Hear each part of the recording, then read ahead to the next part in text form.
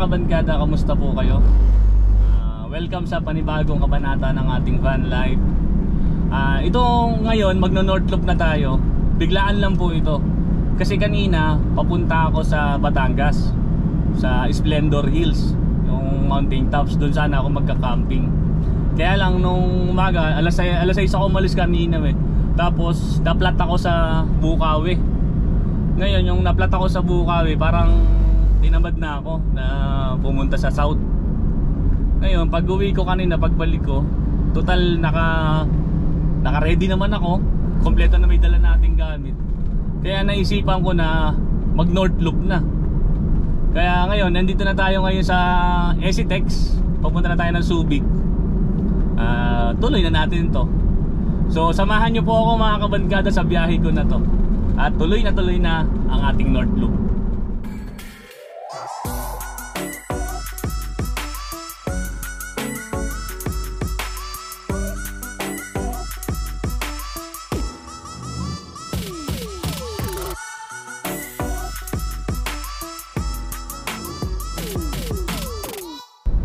Mag-stop over muna tayo dito mga kabankada. Nagugutom na rin ako. Saka magkarga tayo ng diesel, punuin natin. Total. Dito na tayo sa Subic Tipo 2 sa may SBMA.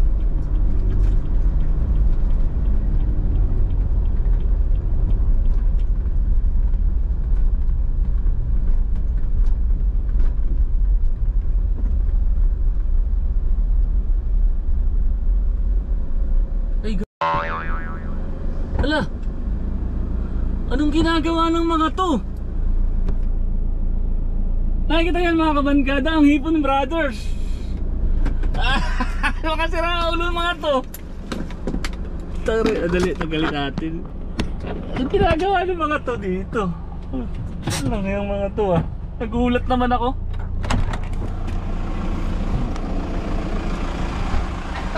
Anong ginagawa nyo dito? Ha? Makatid kami kay Kulot. Makatid kami.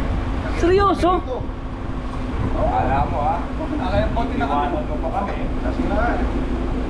Hindi, wala nga sa plano yung yung North Loop ko Pero ba't nagkakaroon dito talaga? Alam na, dito ka dadaan. Siyempre. Nag-is ka ba namin? Paano kung hindi ako dito nag-stop over? Uwi na kami.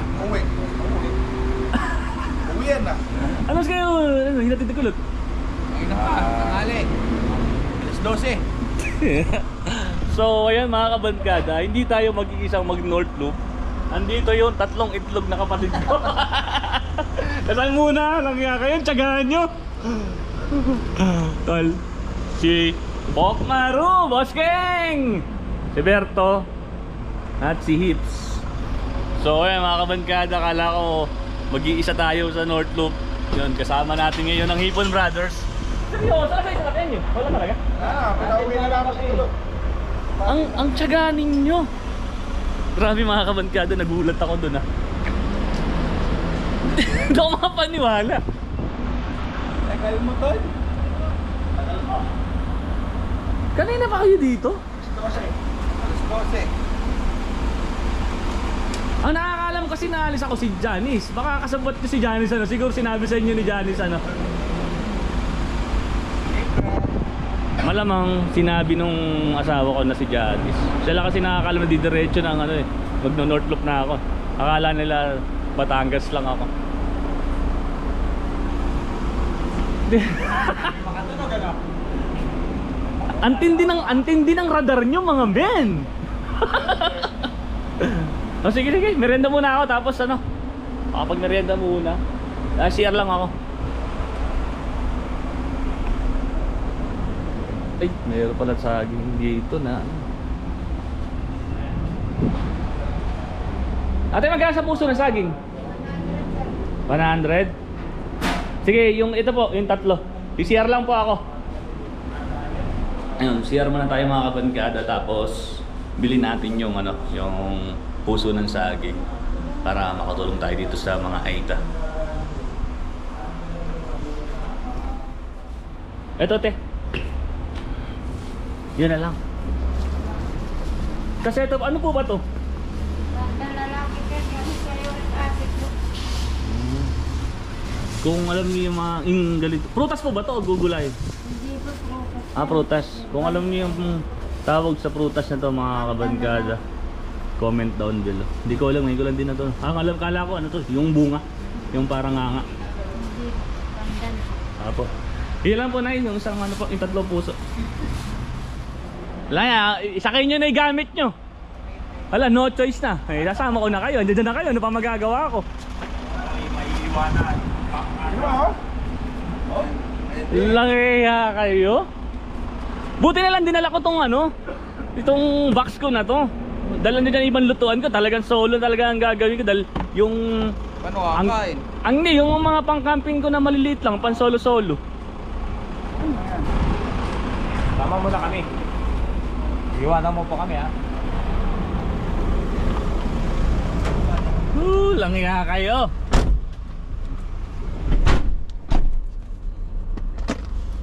Let's go. Let's go. Higa na rin. North Loop. North Loop na. Samahan nyo po kami. Langya kayo. Adventure.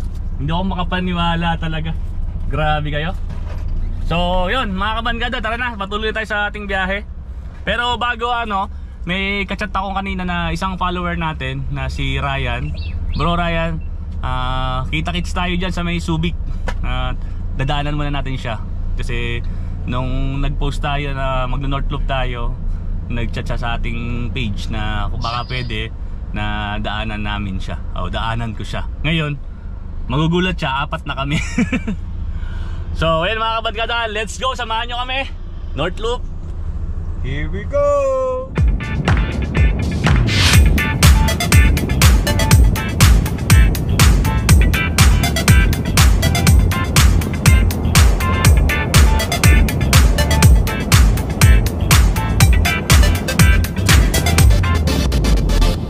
Ang ganda rito dumaan sa Subic. Disiplinado lahat ng driver. Kung ganito kaya bro lahat ng ano sa buong pali, okay sa Metro Manila lang. Kung first stop first go. Ay magta-traffic. Sa dami ng volume ng sasakyan ano. Pero yung mga taga Manila na hindi sumusunod sa traffic hindi naman lahat. Pero pagdating dito sa loob ng SBMA, nagiging disiplinado no. Aminado naman ako kahit ako. Di ba nung ano, pagka nandito ako sa loob, hey, stop, let's go, galing 4:38. So malamang baka kabanggan lang nabuti na tayo ng gabi. Nga pala wala akong dalang mga gamit na pantulog nyo West on Dewey Avenue toward Olingarpo, Magellan Road, RH5 National Highway. May dala kayo? Left onto Olingarpo, Magellan Road. Continue on Olingarpo, Magellan Road for 9 kilometers. 19 minutes. 19 minutes, public cemetery Subic. Municipal toll. Hindi, public cemetery. Ito Ay 1 kilometer pala. 1 kilometer 1 kilometer after ng municipality ng Subic. Okay. Subic building.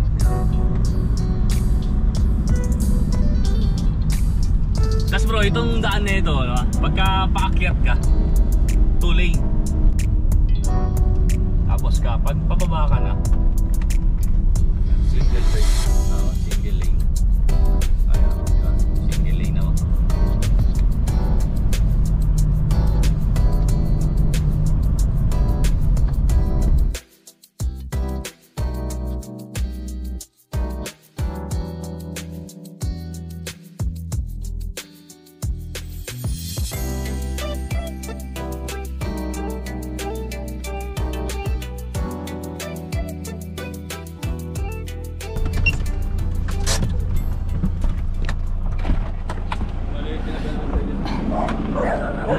Hello bro, kamusta? Hello, okay lang. Buti nakarating kayo rito. Oo. Pok mo. Pok.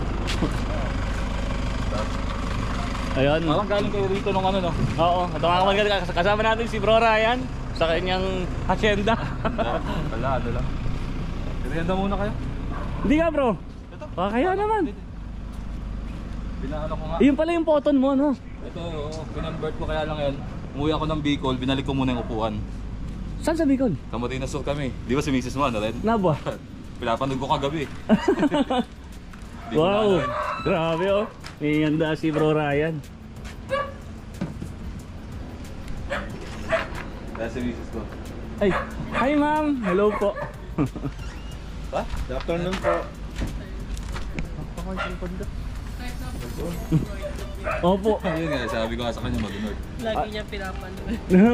May spot sana tayong magandang pupuntahan dito. Kaya lang, Oo. medyo nagkakaano ko. Pag hindi ka nagmamadali, puntahan natin. Kabanggan yun na ba? Pero sa ano, San Felipe, tsaka sa Tawag.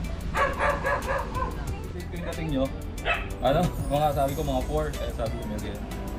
So ito inhanda sa atin ni Bro Ryan. Lumpia sariwa. Tapos pansit, pansit malabon, pansit palabok. Ito bro, Pandesal, ubi pan, ayun, cheese.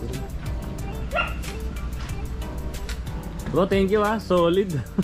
Always, ano, welcome kayo dito. Thank you so much kay Bro Ryan sa inihanda niya ng merienda sa atin. Mukhang maulit kami dito, maladalas kami dito ah.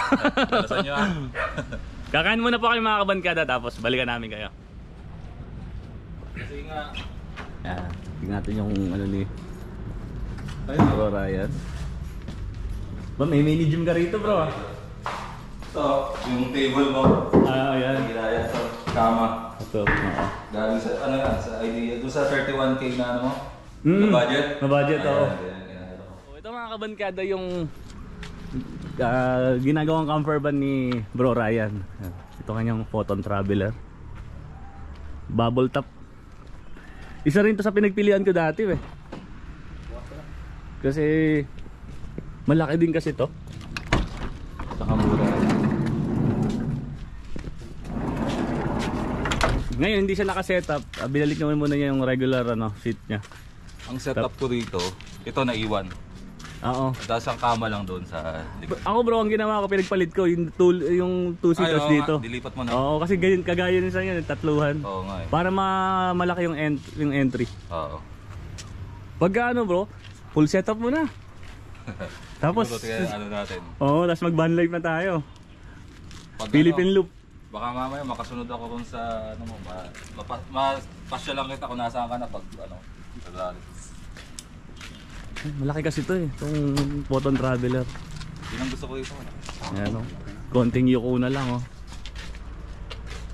Ito ang tanggal yung dalawa. Ano bro? Thank you so much ha, sa mainit na pagtanggap. Medyo Shoutout bilis kay, ng ano niya. bro. Bilis. Sana Ryan sa susunod Gonzalez. mas matagal. Oo. Pasensya na bro, medyo ano din Ah, eh. diba? Okay lang. Pero babalik tayo dito mga kabankada, tapos pupuntahan natin yung beach resort ni Bro Ryan. Bahay lang. Beach house lang. Ah, beach house yun. Gagawin niya yung ano, pang Airbnb, pang staycation. Yun. Yun, paalam na kami dito sa bahay ni Bro Ryan Gonzalez. Isa pala siyang ano, counselor dito mga kabankada. Na starstruck naman kami. Pero napakabait din lang mag-asawa. Solid sobra.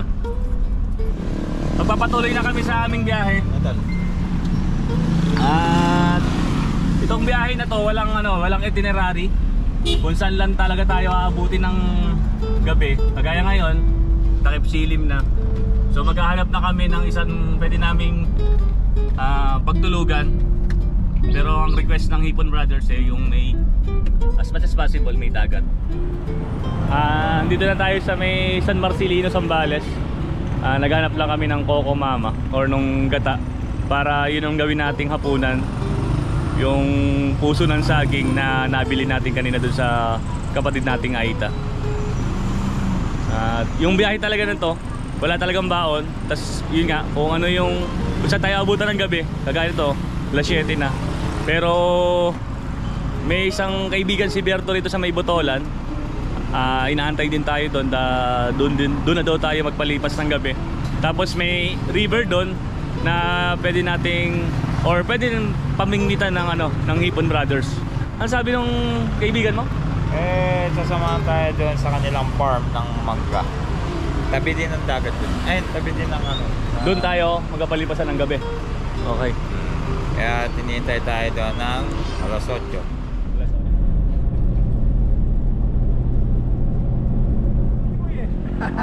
Ay, Ano po. kaya? Oh. Ah. Ana, Kanan. tingin ko dito hindi isda, yung white lady dito sa ano, kulay. May wait lady ba doon tayo? Tatakot si Pokyo. Kanan. Todo, diretso. Diretso na. Diretso. Abay, sumabit. Kasama pala isang. So, ayan mga kabankada, 8:30 na ng gabi. Andito na kami sa site, dito sa may Palawi, dun sa kaibigan ni Berto. Kung nakita niyo yung kaninang dinaanan namin, na saktong-sakto lang si Beo. Tapos marami sumabit na dahon, saka yung ugat, yung baging sumabit pa. So, yan, magse-set up lang kami ng lamesa. Tapos magluluto na kami ng hapunan. Tapos yung ilog sa may banda doon, sa may baba, tatry ni Hips saka ni Berto na mamingwit, pandagdag doon sa ulam natin. Tatry ko na po ngayong gabi kung may mahuli po tayo. Yan. Sana may mahuli. Sana. Ito yung unang gabi natin sa ating North Loop.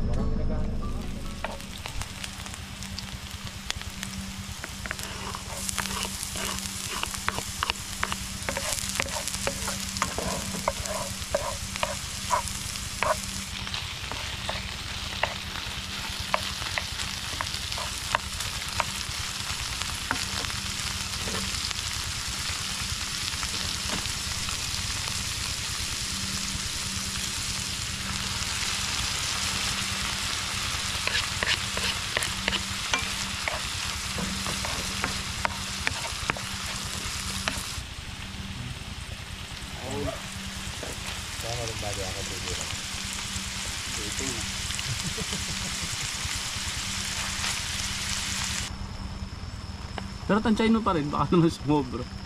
Oo, patutuyan pa natin konti ito.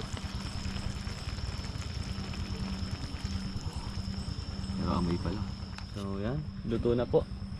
Huli? Huli daw. Huli. Kakain na kami. Nung biglang nakahuli si Hips.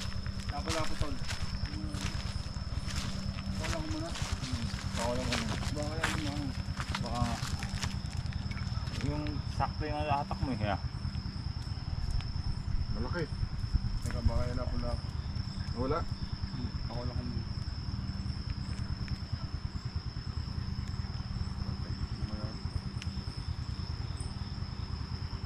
Andiyan pa? Ano ba kakaigat tol? Ang guide. Binitawan?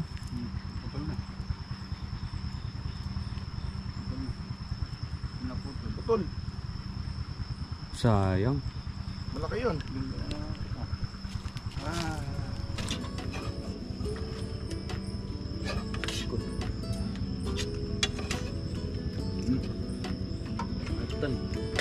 First bite pa na.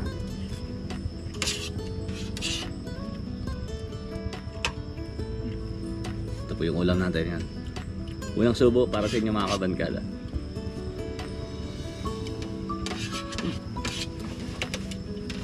Panalo.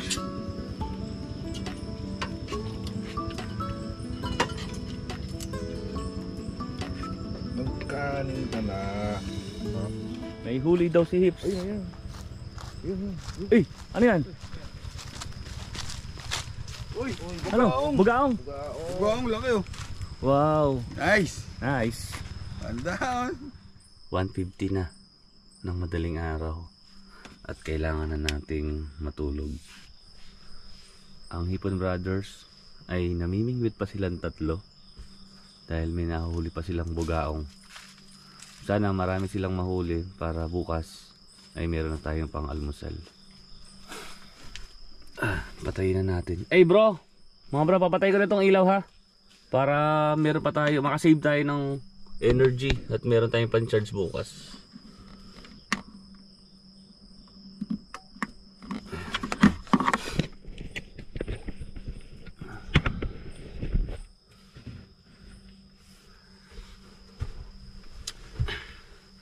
So, ayun mga kabankada. Unang araw, unang gabi, napakadaming nangyari. Mas lalo ako naging excited sa North Loop na to. So, yun mga kabankada. Gusto ko pa sanang magkwento sa inyo ng sobra. Kaya lang inaantok na po talaga tayo. At kailangan talaga na natin matulog. Good night po.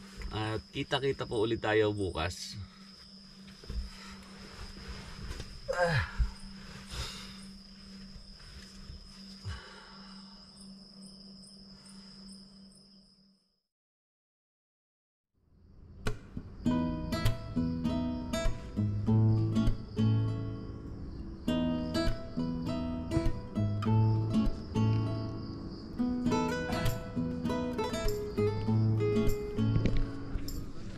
Good morning mga kabankada. Ngayon, nakita nyo naman yung lugar na pinagpalipasan namin ng gabi. Wala talagang katao-tao sa lugar na to. Ayan, tas puno ng mangga. Tapos ayun si kuya, yung nakamotor, dumating ngayon, siya yung nagsama sa amin dito na sa lugar na siya yung nag-tour guide kumbaga. Tapos nakapag-set up pa tayo kahit konti para tayo hindi nag-North Loop eh. May kape na din. Kape tayo. Tapos ito yung ilog na pinamimingwitan nila kagabi. Good morning mga tol. Kuya, thank you sa pagsama mo sa amin dito. Si Berto. Berto! Tara na. Ito yung ilog. Kagabi dumating tayo. Ayan naman yung bakas. Ayan naman yung bakas ng tubig dyan sa High tide. yung high tide. Ngayon, low tide. Kala ko makakapaligo tayo ngayon eh. Ang lawak ng ilog. Pero yung ilog na to, ano ko yan, naghahalo yung tabang saka. Tabang at alat. Kasi ito, konektado sa dagat. Ayun oo. So marami din talagang isda talaga na ano. Pero yung nahuli kagabi nila puro bugao. Pero good size, parang tilapia ang laki. So tas may buwan po kasi. So ayun mga kabankada, magkakapi lang tayo. As after nito, sibat na tayo. Kung papalari na umabot tayo ng Bigan, doon na yung second night natin sa Bigan, Ilocos Sur. I'm going crazy. I'm going crazy.